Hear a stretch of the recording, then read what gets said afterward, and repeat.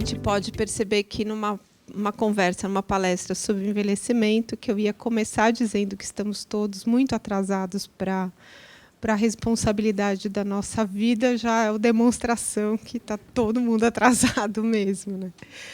Já está como parte do dia a dia da gente o processo de se atrasar. Como eu não gosto de atrasar o consultório, porque quem vai na consulta acha muito chato ficar esperando o médico, né? Então, imagina meu paciente, ele já sabe que eu estou dando aula, que eu não fui tomar um café e nem fui atender uma urgência, pedir desculpas e tudo mais, porque eu vou acabar me atrasando um pouquinho. Mas ninguém gosta de ficar esperando sem um bom motivo, né? Então, oi, tudo bom? Hoje, eu já conversei aqui nesse espaço a respeito de como envelhecer. Tinha alguém que estava presente na última vez?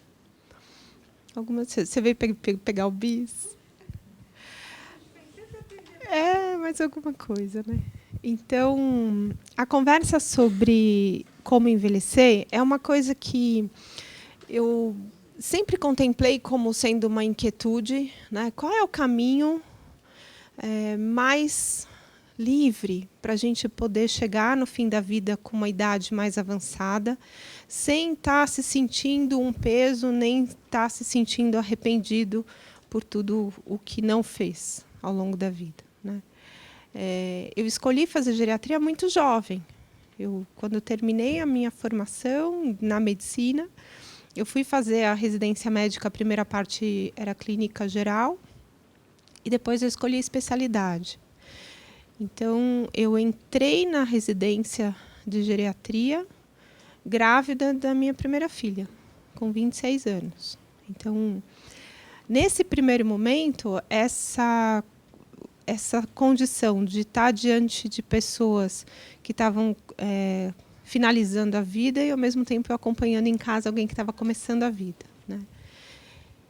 E é muito interessante que, olhando agora de longe para esse tempo, eu vejo que as experiências eram muito parecidas, tanto das pessoas que estavam finalizando a vida, como da minha filha, que estava descobrindo o começo da vida. Apesar das experiências serem muito parecidas, a forma como cada uma dessas partes viviam essa experiência era totalmente diferente. A pessoa mais velha vive a experiência do desconhecido com um grande medo. E a criança vive a experiência do desconhecido com uma grande curiosidade. Então, é a mesma experiência do desconhecido. A pessoa que envelhece está vendo um monte de coisa diferente e muito inesperada, mas ela se amedronta diante de cada situação. E a criança, ela tem curiosidade. Ela vai para o desconhecido inteira. Ela se entrega para tudo que o desconhecido pode oferecer. Tem alguém querendo entrar? Um toque, até um pica-pau aqui. E nesse início da carreira, né, diante das pessoas que eu cuidava, então a geriatria é uma área da assistência que vai cuidar das pessoas durante o processo de envelhecimento que enfrenta doenças. É diferente da gerontologia, que a gerontologia se ocupa de cuidar do processo de envelhecimento saudável, conhecer como que a gente envelhece de uma maneira saudável e conduzir esse processo orientando para essa direção. E a geriatria é uma especialidade médica, a gerontologia é uma especialidade multiprofissional. O médico, o enfermeiro, o psicólogo, o assistente social, qualquer pessoa da área da saúde ou até uma pessoa que se dedique a um estudo mais aprofundado, mesmo não sendo da área da saúde, pode se tornar um gerontólogo. Mas o geriatra é só o médico. E por conta disso, a gente vai olhar para as doenças que as pessoas apresentam com mais frequência durante o seu processo de envelhecimento. E a gente sabe que existem doenças que são mais frequentes na vida das pessoas depois que elas entram numa faixa etária considerada de risco. Então, o câncer, a doença de Alzheimer, as doenças articulares, as doenças neurológicas em geral, não só a doença de Alzheimer, a doença cardíaca, a hipertensão, diabetes. E aí, você começa a colecionar problemas de saúde. E o grande problema que eu vejo diante desses problemas de saúde é as pessoas se tornarem escravas da sua doença. E elas se tornam escravas da sua doença na mesma velocidade em que elas negam estar doentes. Então, elas não aceitam o adoecimento, elas não aceitam o tratamento, não conseguem trazer para o dia a dia delas esse compromisso de autocuidado. E elas, negando o próprio corpo, elas se escravizam das consequências, pelas consequências que a doença não cuidada traz. Nesse início do meu trabalho como geriatra, o grande desafio era atravessar décadas de tempo que me separava do paciente idoso e eu muito jovem, né? Então, eu com 27 anos abri o consultório. E aí, o primeiro casal que eu tive de paciente eram os avós de um colega da faculdade. E ele me escolheu não porque eu tinha muita experiência técnica, né? Porque eu não tinha idade ainda para ter experiência técnica. Mas ele me escolheu porque ele via como eu tratava os pacientes no dia a dia da residência médica, da formação médica. Então, esse foi um outro aprendizado muito valioso. É que o que nós somos de verdade é refletido na nossa atitude, não na nossa fala. Nem na quantidade de livros que você leu, nem no número de pós-graduações que você tenha feito. Mas o que você apresenta como, de fato, um serviço ao mundo diz respeito à sua atitude frente ao seu trabalho. Um dos grandes arrependimentos que as pessoas têm ao final da vida é ter se dedicado muito tempo para o trabalho. E aí eu sinto muito por essas pessoas que pensam dessa forma, porque elas perderam excelentes oportunidades de transformar o mundo à volta com a sua atitude no seu trabalho. Isso não importa se é médico, se é dono da empresa, se você é faxineira da história. Não importa. A forma como você se dedica ao seu trabalho demonstra a qualidade de pessoa que você é. Então, se você faz com raiva, você acha que aquilo é um lixo, o que você traz para o mundo é uma expressão de uma pessoa que é incapaz de fazer conexões, porque ela tem raiva o tempo inteiro, e o que ela oferece é de baixíssima qualidade, porque ela diz que o trabalho dela é um lixo, ou seja, ela pratica isso todos os dias, segunda a sexta, pelo menos das 9 às 5 da tarde. O que é considerado um tempo bem razoável da sua vida. 1/3 da sua vida você passa, do seu dia se passa trabalhando. Quando a gente vai falar sobre o processo de envelhecimento, a gente precisa contemplar a possibilidade de, pelo menos num momento, a gente parar e pensar.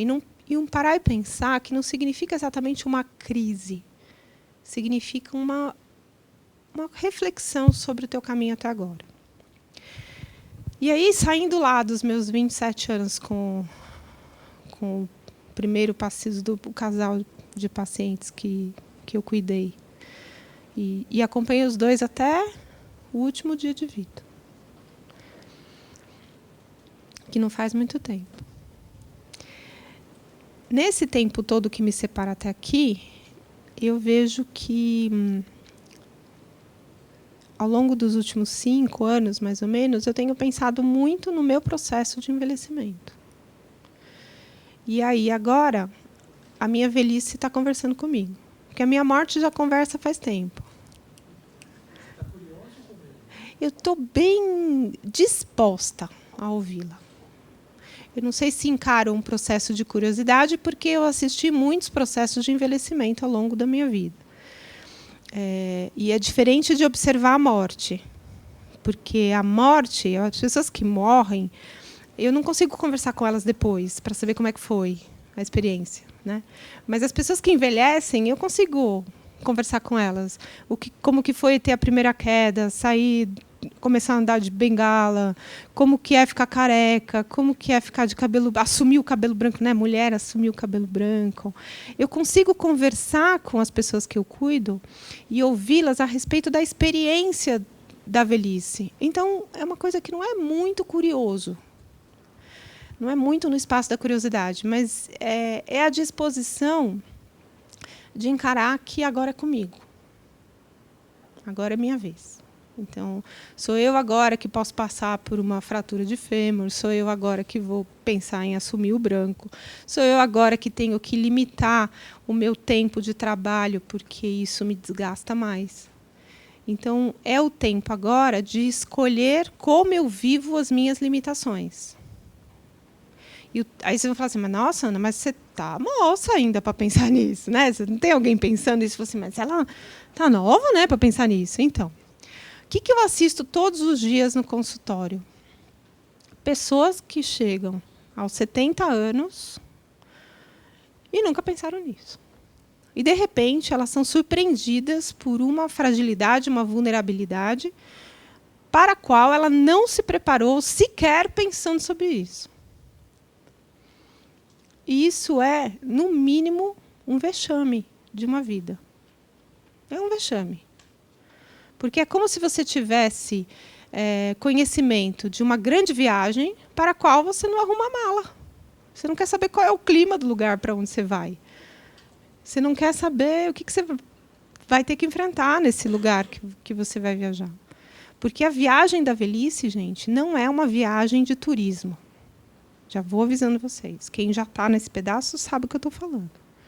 Não é uma viagem de turismo.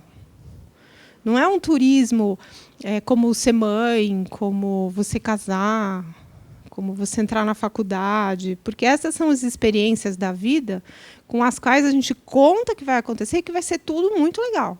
E, em geral, é muito gostoso. Você tem lá um ou outro perrengue e tal, mas, em linhas gerais, quando você olha para trás e lembra de quando você teve o filho, quando o dia do seu casamento, quando você desejou entrar na faculdade e entrou, quando você achava que não ia sair, saiu, o primeiro emprego, você olha e o corpo inteiro sorri, fala a verdade. Você fala, nossa, que legal que eu vivi isso. Mas a experiência da velhice não é uma viagem turística. A experiência da velhice é uma viagem missionária. E uma viagem missionária é uma viagem que implica em adquirir determinadas responsabilidades e compromissos que você nunca imaginou que precisasse ter. A metáfora que eu usei na última vez que a gente se encontrou, vou usar hoje, que ela é muito, muito fácil de entender o que é isso, é que a gente combina aqui, vamos fazer de conta aqui que todo mundo tem 40 anos aqui. Uns envelheceram, outros abaixaram. A maior parte dos que estão sorrindo abaixaram de idade, né? E aí, todo mundo aqui com 40 anos, e eu combino com vocês. Olha, daqui 30 anos, a gente vai se encontrar aqui nessa sala e vamos todos morar no deserto do Saara. Aí você fala, de jeito nenhum. Eu digo para você, morra antes. O único jeito de não ir para o deserto do Saara é morrer antes. Se não morreu, vai. E aí a gente se encontra aqui. Então, daqui 30 anos. A gente se encontra aqui e vamos de Malicuia para o deserto do Saara, porque a gente não vai lá passear, nós vamos morar no deserto. E aí chega lá, alguém vai falar para mim assim, mas Ana, quente aqui, né? Não imaginei que fosse calor desse jeito. Eu falei assim, mas não avisei que era o deserto? Ah, mas eu não pensei que fosse assim. Água? Tinha que trazer água?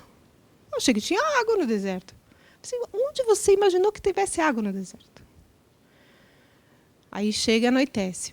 Nossa, frio aqui, né? Gelado. Precisava trazer roupa de frio, porque eu vi que no deserto era quente. Então, quente de manhã, frio à noite. Precisava de cobertor? E um novo dia amanhece, e aí você já esturricado pergunta, protetor solar? Não me diga que eu tinha que trazer. Mas não tinha aqui um lugar para receber a gente que ofereceria tudo? Não. Não disse nada disso. Falei que vamos morar no deserto. Não falei que nós vamos morar no hotel 5 estrelas no deserto, num condomínio fechado para idosos. Não. Nós vamos morar no deserto. Só que aí não tem mais jeito. Não dá para você voltar atrás. Você já está no deserto. E aí você vai começar aos 70 anos a aprender a viver com 70 anos. Porque você não se preparou para os seus 70 anos. Aí eu pergunto para essas pessoas que dizem que não se prepararam, assim, você tem pai vivo? Tem mãe viva? Ah, tenho. Você tem professor particular de envelhecimento. Você nunca prestou atenção na aula? Por acaso você achou que esta criatura, que é seu pai e sua mãe, é uma criatura das trevas que só soube fazer más escolhas na vida e agora está mal porque ela escolheu ficar assim? E que você acha que teu filho vai consertar a sua vida do jeito que você acha que vai consertar a vida do seu pai e da sua mãe? Por que a gente não presta atenção nos mestres que a gente tem do lado da gente? Você nunca teve uma amiga que estava com uma mãe depois de um acidente vascular cerebral? Você nunca teve um amigo que estava com o pai ou avô com demência? Você nunca ouviu falar de ninguém que idoso teve câncer? Não é possível. Você estava no Himalaia meditando? Por que a gente não se prepara? A gente não se prepara porque a gente não presta atenção. A gente não está presente na nossa vida nesse momento para observar tudo em volta que nos ensina o caminho a seguir. Nem é o caminho a seguir, porque o caminho está estabelecido. Assim, o único lugar que a gente tem para ir é para frente. Não tem nenhum dia que seja tão ruim na sua vida que dure mais que 24 horas. Todo dia ruim vira ontem. E todo dia maravilhoso também vira ontem. E aí você só fica esperando o próximo dia bom, ou você fica torcendo para passar o dia ruim. E você nunca está presente na sua vida. Com a sua cabeça, com o seu sentimento, com a sua voz, com a sua atitude, no mesmo lugar, ao mesmo tempo. É quase uma grande coincidência. É um evento astronômico. É como se a gente precisasse alinhar Júpiter, Vênus, Lua, Sol, Plutão, Netuno. E durante aquela fração de segundos eles estão juntos. É o que acontece com a gente. Para ter a mente, a emoção, a fala e a atitude e o corpo, tudo ao mesmo tempo no mesmo lugar, é uma coisa tão rara que talvez Júpiter seja mais rápido para encontrar com seus pares do que a gente. Então, o nosso processo de envelhecimento é um processo que tem muito desafio nele. Você não quer ficar velho, mas quer alguém aqui que quer morrer agora? Não.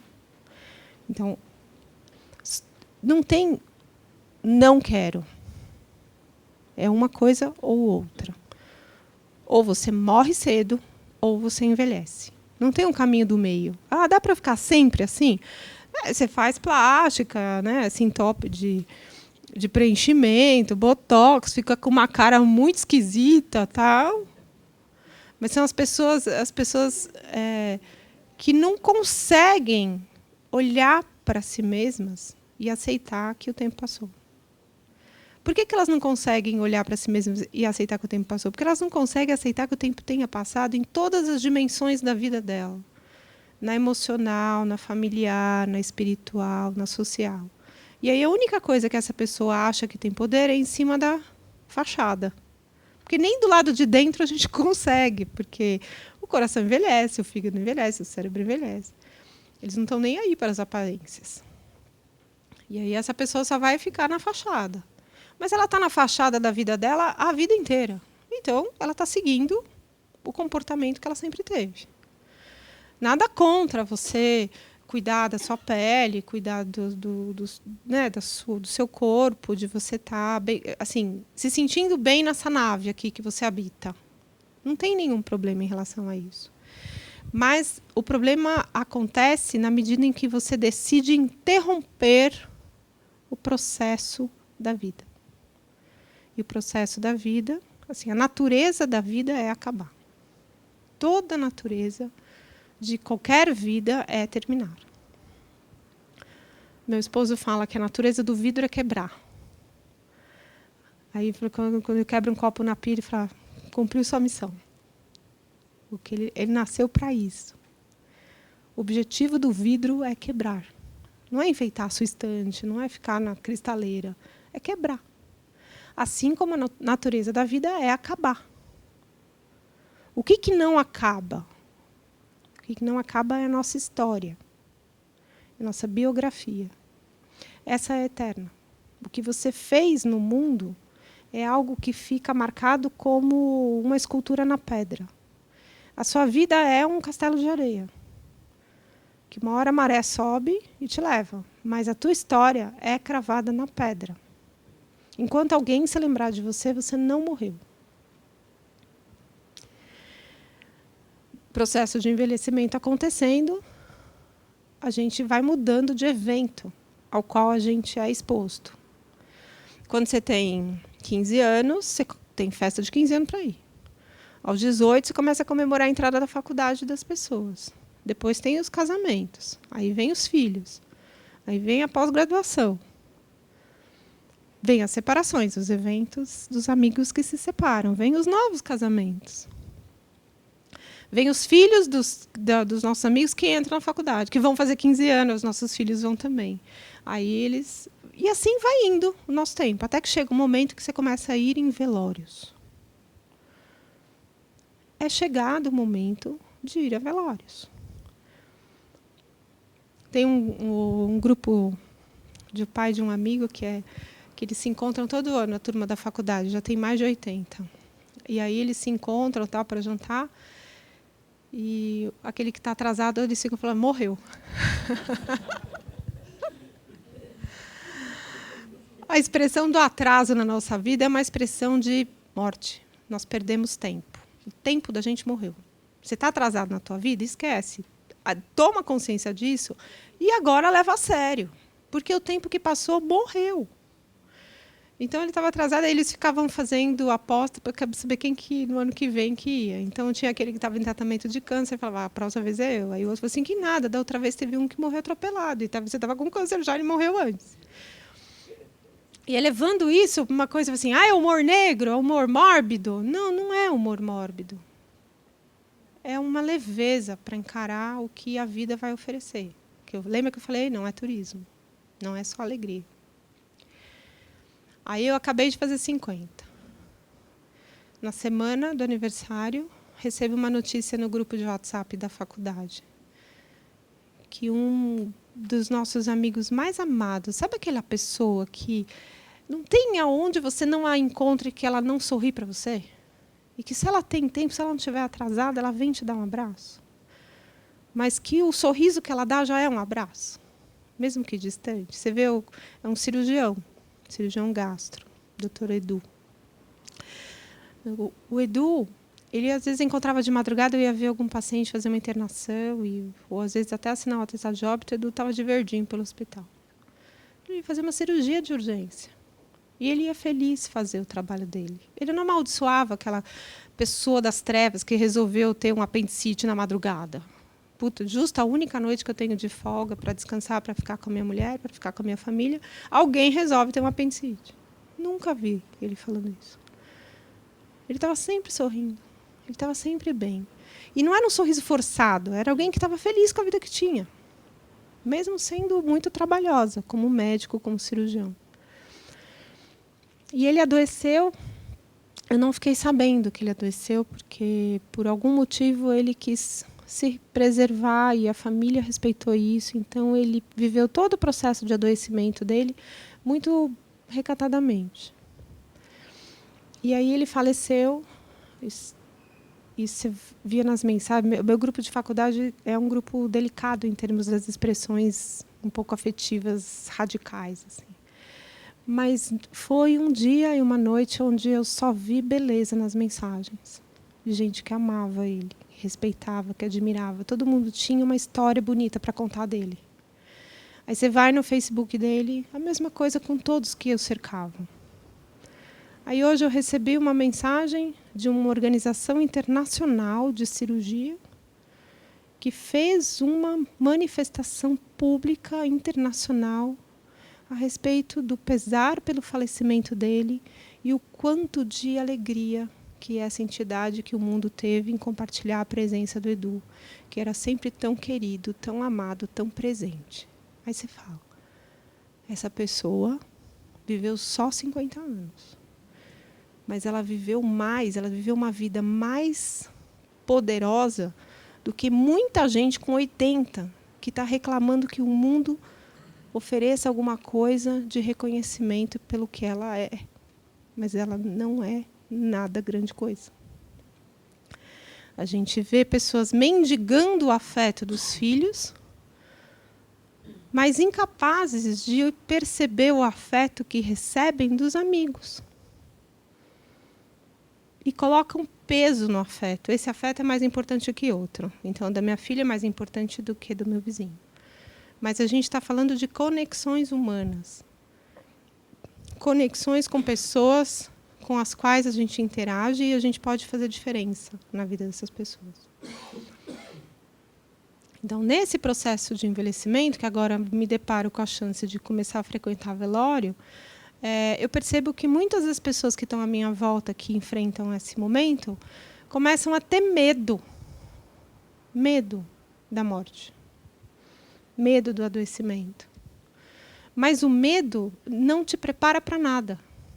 O respeito, sim. Então, quando você respeita a sua fragilidade, você respeita a doença que você tem, você respeita a sua morte, você começa a interagir como um aprendiz em relação a isso que você vai viver. Porque como você respeita, a pessoa que a gente respeita, você às vezes fica meio de longe, assim, mas você quer estar perto, assim, porque a pessoa mexe e ela já explica alguma coisa. Ela fala alguma coisa e você já aprende. Então, quando você respeita uma pessoa, uma sociedade, você se aproxima para aprender. Porque quando você respeita, você percebe que tem algo de grande nessa situação. E esse algo de grande te falta. Por isso que você respeita. Porque aquilo que não te falta é companheiro de viagem, né? Tá aqui, se tá bem, se não tá, não tá bem, tudo bem. Mas aquilo que te falta está na pessoa que você respeita, está na situação, na faculdade, na pós-graduação, na especialização, você respeita aquilo, aí você se aproxima para aprender.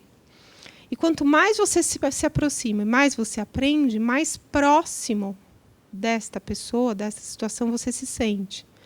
E o que traz para a gente a proximidade? Uma sensação de segurança. Quando a gente está próximo daquilo que a gente respeita, a gente conhece aquilo que a gente respeita, isso nos traz uma sensação de segurança. Por que não pensar sobre a velhice como sendo esse desafio? Que você respeite a sua velhice, que você respeite as suas limitações, que você respeite o seu diabetes, a sua pressão alta, a sua doença cardíaca.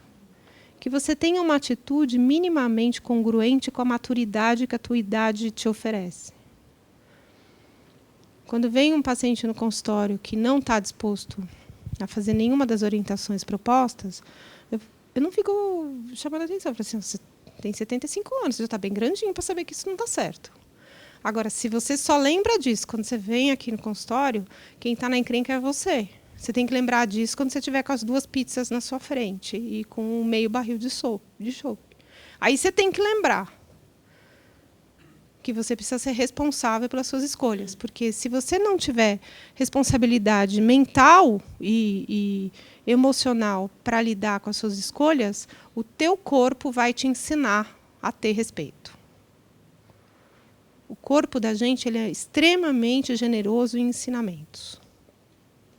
Porque vai doer o seu joelho, você vai ficar cego, você vai ficar com o seu rim que vai parar, o seu coração que vai ficar fraco, o seu pulmão que não vai funcionar. E aí, todos os dias, você vai se lembrar da consequência da sua escolha.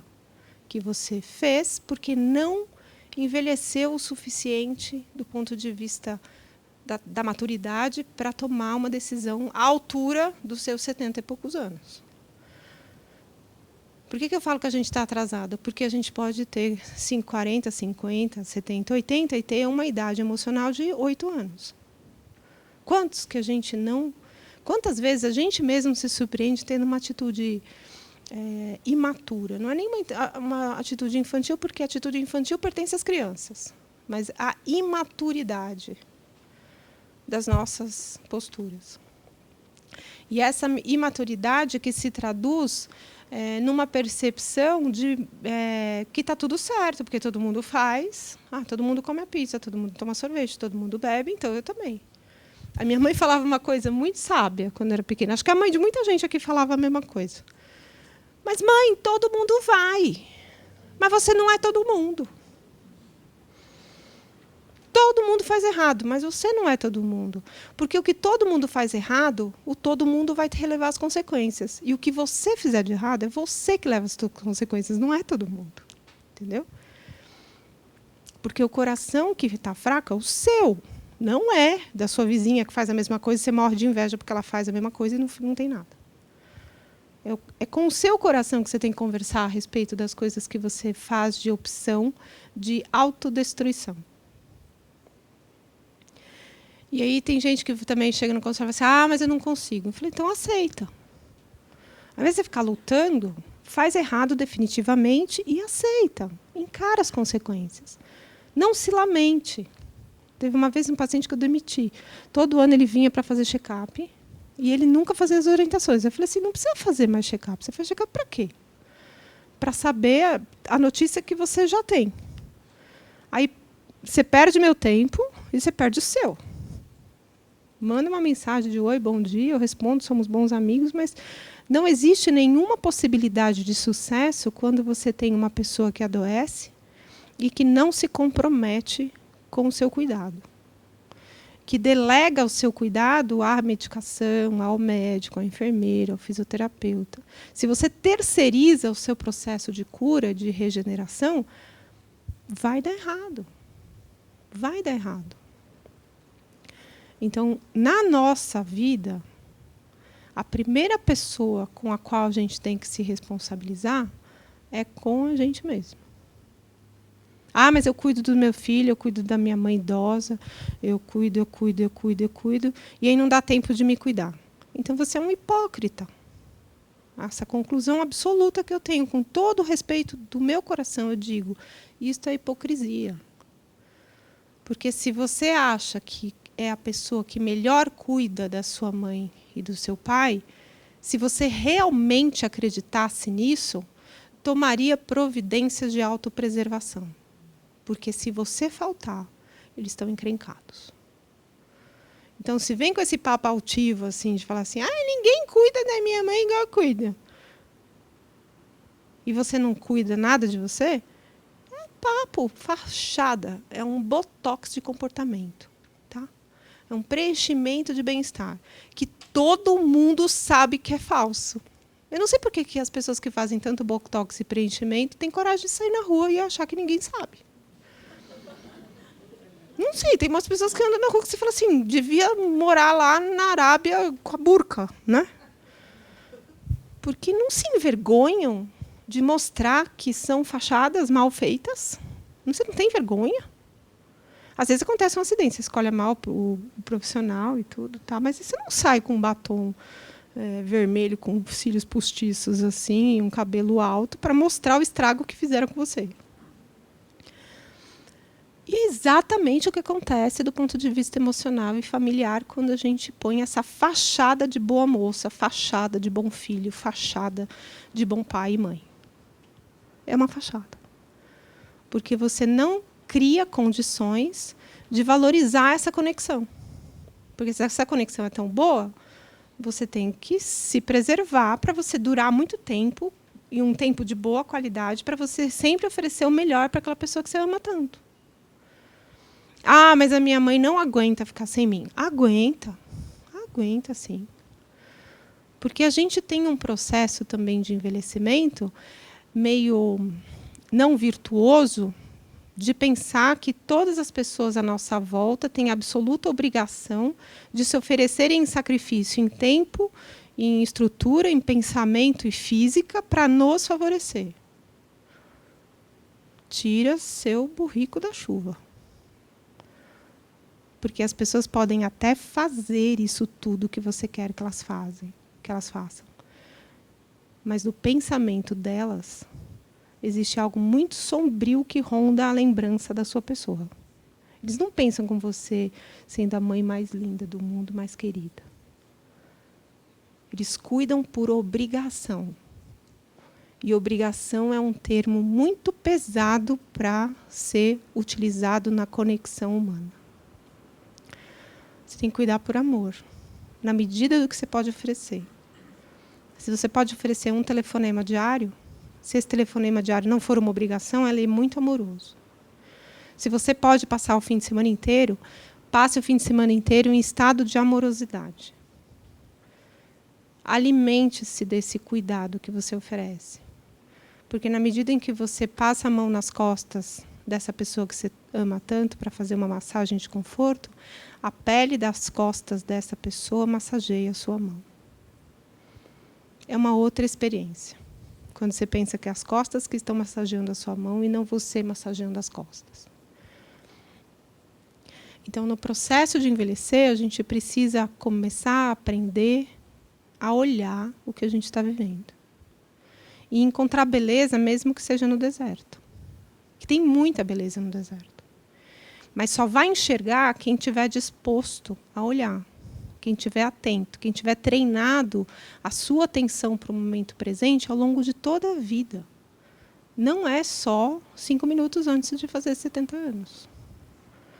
Tem gente que percebe o envelhecimento bem mais precoce. Eu brinco, no consultório eu atendo muitos filhos e netos dos pacientes que eu cuido. E aí chega lá, tem um povo de 28, um corpinho de 82. Porque está com muita dificuldade de sustentar o autocuidado, a autopreservação. Em benefício do quê? Do futuro. Do futuro que a gente nem sabe se tem. É bom ter um olhar no futuro? Sem dúvida, você tem um olhar no futuro. Mas é importante que você esteja vivo no futuro para poder usufruir do que você está sonhando. Eu não quero terceirizar a minha velhice. Mas de uma debilidade, de um Alzheimer, eu não tenho condições. Então, uma outra, né, para a gente chegar nos finalmente, foi ótimo você fazer essa pergunta. Quem quer envelhecer aqui? Chegar a mais de 80? Quem já chegou em 80 quer chegar nos 90? Tem alguém aqui que está com mais de 80? Você quer chegar nos 90? Se Deus permitir, você até curte, né? Então, vocês vão dar trabalho. Ah, mas eu não quero dar trabalho. Vai dar. Não, eu não vou dar trabalho nenhum. Não, já está dando trabalho agora. Se você está pensando que você não dá trabalho nenhum, você já está dando trabalho agora. Entendeu? Porque dá mais trabalho aquele que não tem consciência que dá trabalho. Esse é bem mais difícil de lidar. Então, você vai dar trabalho. Então, você tem que ser uma pessoa que as pessoas à sua volta vão brigar para cuidar de você. De tão legal que você é, de tão gostoso de cuidar que você é. Então, a gente vai dar trabalho. Então, no processo de envelhecimento, ele é um processo que precisa tornar você uma pessoa boa. Uma pessoa amorosa.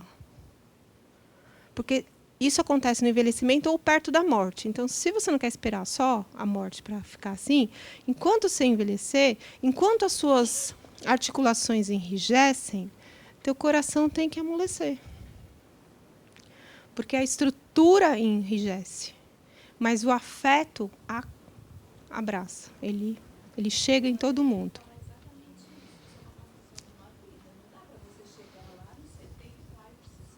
Isso. Mesmo porque você não vai conseguir, porque você tem que fazer o bem porque é o bem que tem que ser feito, não é porque você vai se dar bem. Não é ser fofo falsamente. É que é o que eu falei da pessoa, assim, eu cuido tanto da minha mãe, ela não depende de mim. É fachada. E a fachada ela é rapidamente descoberta. É fácil você descobrir a fachada. Quem é fofo por manipulação. Não faça isso, que é fria. O processo de dependência é um processo que precisa trazer para a pessoa que é dependente a experiência de receber cuidado como um presente de Deus, não como um castigo. entendeu? Eu estou sendo presenteado com o cuidado de uma outra pessoa. E para quem cuida, é um presente oferecer o cuidado. Mas só vai acontecer isso se você é uma pessoa gostosa de cuidar. Então, aí todo mundo vai querer trocar sua fralda. Vai ter briga entre os filhos para ver quem te dá banho de manhã. E eu tenho pacientes que são assim. Que tem disputa, tem plantão. Porque todo mundo quer ficar com a paciente mais gostosa do mundo. Até eu quero ficar. Falo assim, me põe na lista também, me põe na escala. Eu tenho um domingo livre por mês, eu venho aqui para dar comida. Então, quando a gente não tem escolha quanto ao que vai nos acontecer em relação à dependência, mas a gente vai, de cada 9, vai ficar 2 a 4 anos na cama. De nós aqui, você tem que se preparar para isso. Ah, mas eu não quero. Fofa, também não, mas... Entendeu? Querer, ninguém quer. Quem é lúcido, orientado, consciente, normal, não quer, mas vai ter que enfrentar. Que caminho você encontra para enfrentar isso? A qualidade das suas relações, a verdade das suas relações, a amorosidade das suas relações. O único caminho possível de um envelhecimento saudável é o caminho amoroso, por si mesmo, pela vida, pelas vidas das pessoas que você tem à sua volta, pela bênção de estar vivo e lúcido para aproveitar isso. E caso você fique demenciado, você vai conseguir viver muito bem na consciência do amor. Porque o afeto você não perde. Estou cuidando de você. Aí eu fico demenciada. Eu esqueço quem é você, mas eu não esqueço o que eu sinto por você. E também não esqueço o que você sente comigo. E se mudar o teu sentimento em relação a mim, eu vou reagir em relação à mudança do afeto. Não em relação à mudança das pessoas. Então, o caminho possível que a gente tem para um processo de envelhecimento saudável é um caminho amoroso que necessariamente nos leva a um compromisso. Né? Porque quando a gente se compromete. E na história, tem um exemplo ótimo para a gente terminar a nossa fala, que é a história do bife a cavalo. Né? No bife a cavalo, a galinha está envolvida com o processo. Mas o boi está comprometido. E aí, ao longo da tua vida, daqui até você ficar mais velho, o teu desafio é se colocar diante das coisas que acontecem na sua vida como o boi, não como a galinha. Se está só envolvida, você não está comprometido com a sua vida, com a qualidade das suas relações. Você tem que se comprometer, você tem que estar inteiro. Não só a sua mente, não só a sua fala, mas... A expressão da verdade ela só acontece quando a verdade é plena, quando é aquilo que você está vivendo, é o que você acredita que está vivendo. Certo? Dei as dicas, né? Então, deserto daqui a pouco.